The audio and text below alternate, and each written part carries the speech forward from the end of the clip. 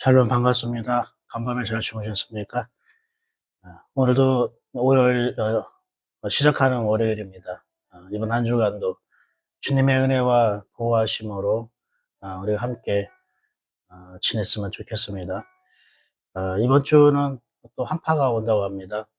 어, 오가는 길에 집에 출입하는 동안에 어, 안전 조심하시고요. 어, 변함없이 우리와 함께 하시는 그 하나님이 하나님을 바라보고 우리가 살았으면 좋겠습니다. 오늘은 이사야 6장 말씀입니다. 오늘 이사야 6장 말씀은 우리가 익히 많이 알고 있는 장면입니다. 이사야 6장은 이사야 선지자가 거듭나는 과정을 설명하고 있습니다. 언제 거듭났느냐 보니까 우시야 왕이 죽던 해에 이사야가 하나님을 만납니다.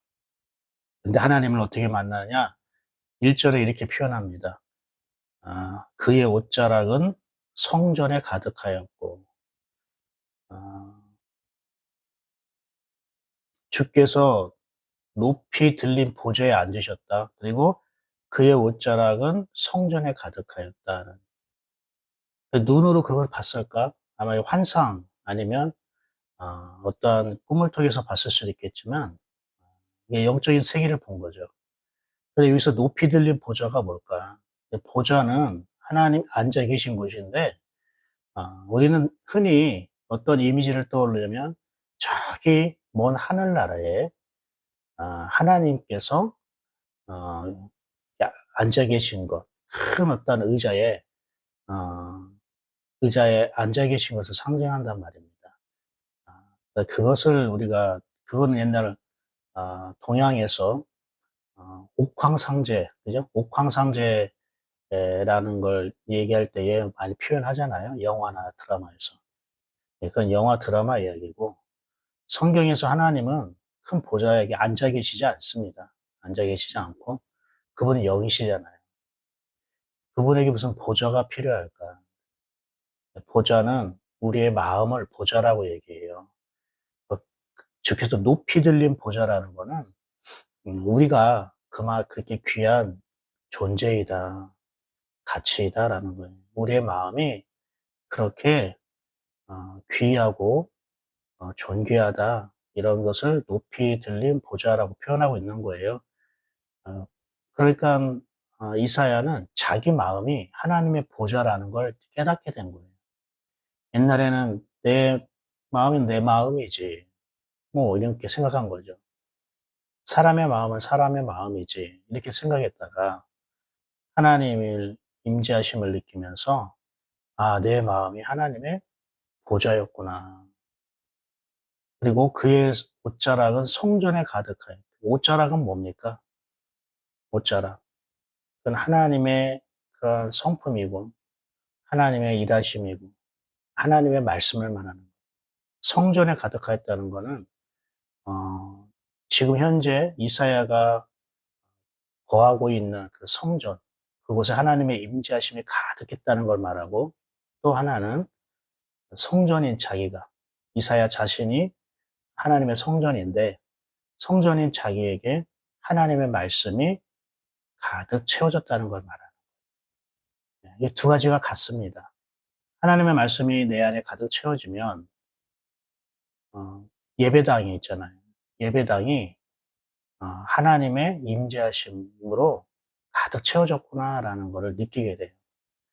제가 항상 주일마다 하나님의 임재하심을 위해서 기도하자 뭐 이렇게 얘기를 했잖아요. 그리고 예배드리는 가운데에 하나님의 임재하심이 저와 여러분 가운데에 임하기를 소망합니다. 이렇게 항상 멘트를 하잖아요. 이게 형식적인 멘트가 아니에요. 그것을 경험해 본 사람은 그걸 계속 예배 드릴 때마다 사모하게 되거든요. 그래서 여러분이 마음이 높은 보좌구나, 하나님의 보좌구나라는 걸 깨닫고 또 하나님의 말씀으로 여러분의 마음이 가득 채워지면 예배 드리러 올 때에 예인교회 예배당이 그의 옷자락이 성전에 가득하였고라는 그 실질적인 것을 내 영으로 느끼게 돼요. 여러분이 그것을 느꼈으면 좋겠습니다. 어떤 특별한 사람만 느끼는 게 아니라 우리 교회 예인교회 성도들이 예배당에 올 때마다 하나님의 임재하심이 가득 있구나. 그것을 좀 느꼈으면 좋겠습니다. 거기서 이사야가 하나님을 만나고 또 천사들이 하나님을 찬양하는 모습을 또 목격하게 됩니다. 스랍들이 모시고 섰는데 각기 6 날개가 있어. 스랍들이 날개를 치면서 하나님을 찬양한다는 거예요. 3절에 거룩하다 거룩하다 거룩하다 만군의 여호와여 그의 영광이 온 땅에 충만하도다. 하나님의 영광이 이 모든 만물에 가득 있다는 거예요. 거듭나면 눈이 열리면 온 세상이 하나님의 것으로 충만한 걸 느껴지게 돼요. 제가 예전에 얘기했잖아요. 어떻게 해요? 어, 어떻게 얘기하면은, 그냥 뭐, 새들도 하나님 찬양한 것 같고, 바람도 하나님의, 뭐, 손길 같고, 꽃들도, 그리고 나무들도 다 하나님을 노래하는 것 같고, 뭐, 이렇게 막 느껴진다고 했잖아요. 맞아요. 그냥, 내가 진짜 거듭나는 순간, 하나님을 딱 만나는 순간, 모든 세상이 다 하나님의 작품이고, 하나님의 손길이고, 하나님을 찬양하는 것처럼 그렇게 느껴지게 돼요. 이사야가 그런 거듭남의 은혜를 받으니까 그걸 보게 되는 거죠. 그런데 그러면 너무 좋아야 되잖아요. 그냥 덩실덩실 춤을 추고 야 내가 드디어 하나님을 만났어. 살아계신 하나님이 내가 드디어 만났어. 근데 5절에 보면 이렇게 얘기합니다. 그때 내가 말하되 화로다 나여 망하게 되었도다. 나는 입술이 부정한 사람이요 나는 입술이 부정한 백성 중에 거주하면서 만군의 여호와이신 왕을 배웠습니다. 이사까지 이사야가 갖고 있는 생각은 하나님을 만나면 죽는다는 거였어요. 그래서 하나님은 죽어서 만나야 된다. 이렇게 생각하고 있었던 거죠. 근데 하나님은 죽어서 만나기를 원하는 게 아니라 살아있을 때 우리를 만나기를 원하죠. 근데 이사야는 이제 하나님을 만났으니까 자기는 이제 죽을 거라고 망하게 됐다고 얘기를 한 거죠. 근데 자기가 왜 하나님을 만나면 죽고 망하게 됐는가? 부정한 사람이라는 거예요. 내가 거룩하고 깨끗하면 하나님을 만나면 안 죽을 텐데 나는 부정한 사람이라서 하나님을 만나면 죽는다고 생각한 거예요. 그렇지 않아요. 하나님은 오히려 부정한 사람을 만나길 원하시는 거죠. 왜요? 그 부정한 사람이 거룩하고 깨끗하게 변화되기를 하나님은 원하시니까. 또 그렇게 해주시니까요. 그래서 여기서, 어, 천사들은 지금 기뻐 찬양하고 있는데, 이사야 혼자만 지금 걱정하고 두려워하고 있는 거예요. 하나님의 임재가 올 때에 어떤 사람은 기뻐하고 하나님을 찬양하지만, 어떤 사람은 두려워하고, 그 영적 분위기에 눌리게 되고, 움츠러들기도 해요. 왜 그럴까요? 예. 평상시에 하나님에 대해 관심이 없거나 하나님을 사랑하지 않고 지낼 때에는 하나님의 임재하심이 두려움으로 와요. 근데 평소 하나님을 사모하고 하나님을 사랑하게 되면 하나님의 임재하심이 기뻐요. 너무 황홀해요. 우리가 그걸 좀 알았으면 좋겠어요. 여러분은 예배하는 자리에 올 때에 기쁘면 이 여러분이 평상시에 사모하고 하나님을 사랑한다는 뜻이었고 예배 자리가 오는데 발걸음이 무겁고 기쁘지 아니하면 평상시 하나님을 사랑하고 사모하는 마음이 아니라 그냥 나대로 그냥 살다가 온 경우가 많을 거예요. 이사야가 화로다 나여 망하게 되었도다라고 얘기해요. 이거는 우리가 거듭날 때에 자연스럽게 나타나는 신앙 고백입니다. 이사야만 그런 게 아닙니다.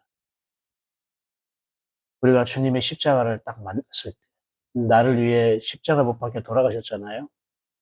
그 예수님의 십자가를 딱 만났을 때에 '아 나는 하나님 앞에서 죽을 수밖에 없는 존재였구나. 심판받을 수밖에 없는 존재였구나. 아 나는 망할 수밖에 없는 존재였구나.' 이게 깨달아지잖아요.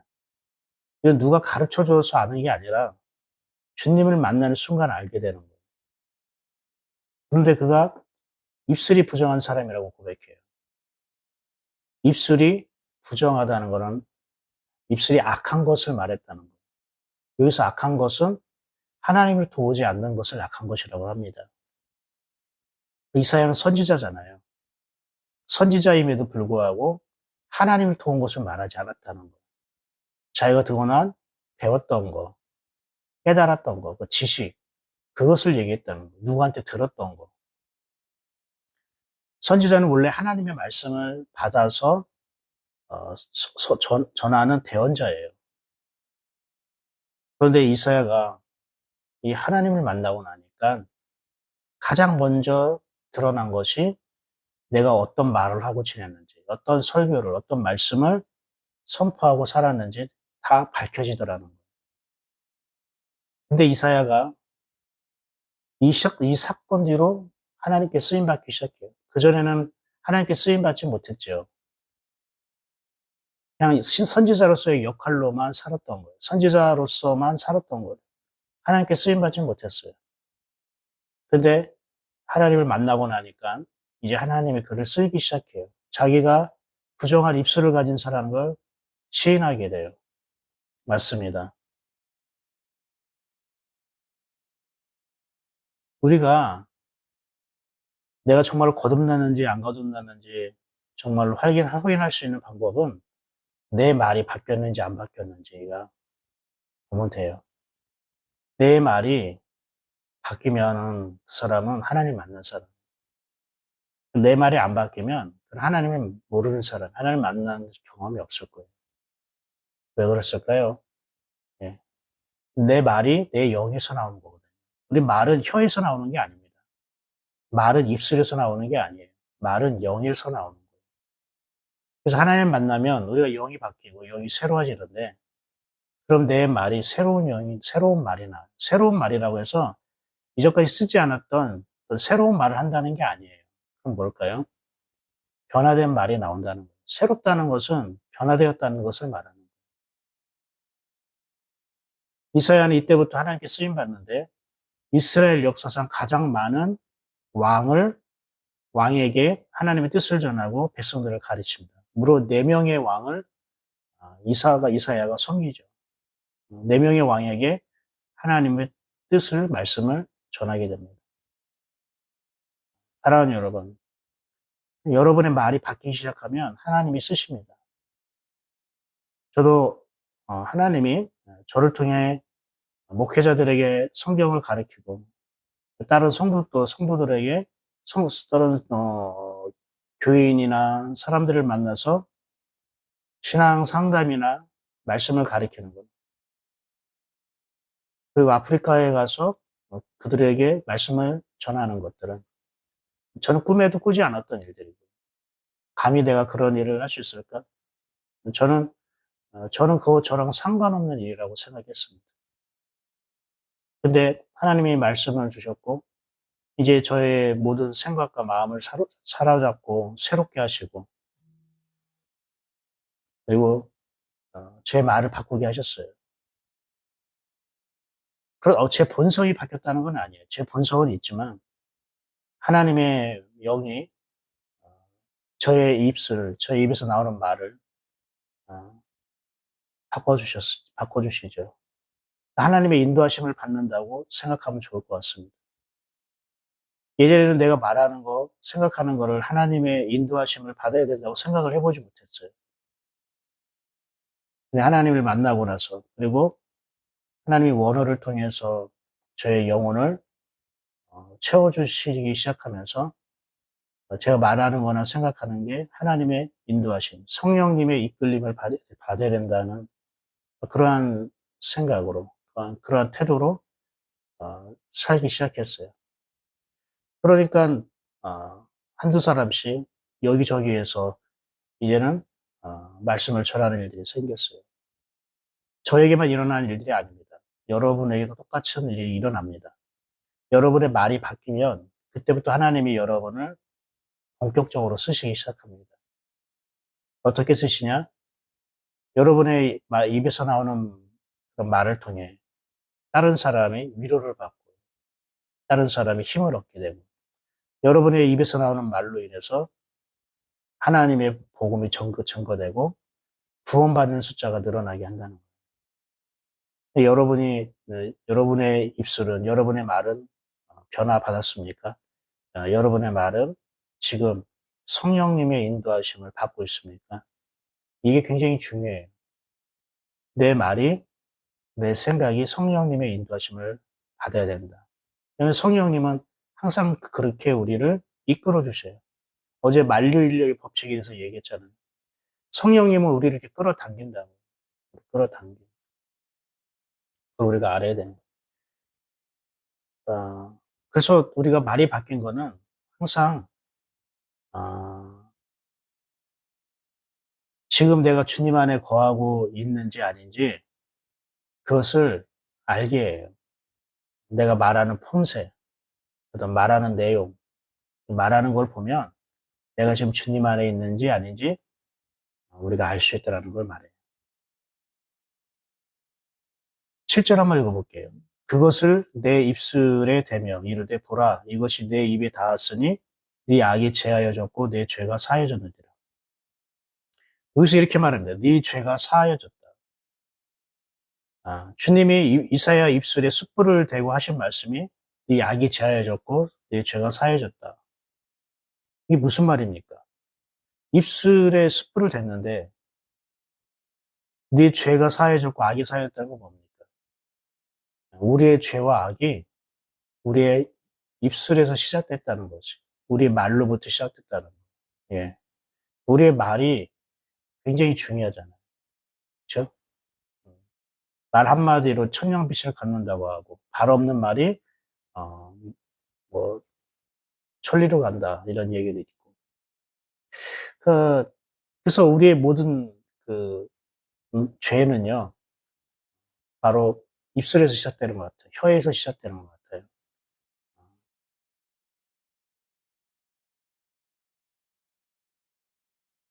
그렇게 이사야가 거듭남의 과정을 겪고 하나님께 이렇게 말합니다. 나를 보내소서. 사실 이사야가 먼저 얘기한 게 아니라 하나님이 8절에 내가 누구를 보내며 우리를 위하여 누가 갈고 이렇게 얘기해요. 그때 이사야가 내가 여기 있나이다 나를 보내소서라고 얘기해요.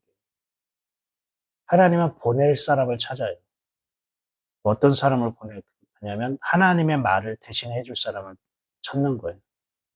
착한 사람 보내는 게 아니에요. 음, 돈 많은 사람 보내는 게 아니고요. 열심히 노력한 사람을 보내는 게 아니에요. 그럼 하나님 어떤 사람을 찾을까? 하나님 말을 하는 사람을 찾는 거예요. 그리고 이사야 이전까지 하나님의 말을 하지 않았죠.